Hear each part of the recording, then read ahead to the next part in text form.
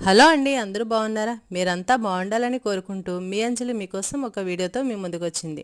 అదేంటి అంటే, చాలామందికి నెయ్యి ఎలా తయారు చేయాలో తెలియదండి. వాళ్ళ కోసమే ఈ వీడియో. తెలిసిన వాళ్ళు దయచేసి ఇగ్నోర్ చేసేయండి. కొంతమంది రోజు పాల మీద మీగడ తీసి దానిని స్టోర్ చేసి దాని నుండి వచ్చిన వెన్నతో నెయ్యి తయారు చేస్తారు. అది అస్సలు హెల్త్కి మంచిది కాదు. నెయ్యి తయారు చేసే విధానం ఏంటి అంటే, రోజు పాలను తోడుపెట్టి దానిని కవ్వంతో చిలికి వచ్చిన వెన్నతో తయారు చేస్తారు. అదే అసలైన నెయ్యి. అది హెల్త్కి చాలా మంచిది. కానీ ఇప్పటి వాళ్లకు అంత టైము, అంత ఓపిక కూడా ఉండడం లేదు.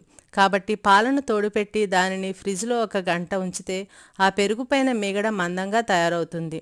దానిని అలా రోజు తీసి ఒక డబ్బాలో స్టోర్ చేసి 1 వీక్ అయిన తర్వాత మిక్సీలో గ్రైండ్ చేస్తే వెన్న వస్తుంది. ఆ వెన్నను చిన్న మంట మీద మరిగించి దానిలో మరిగిన తర్వాత ఒక రెమ్మ కరివే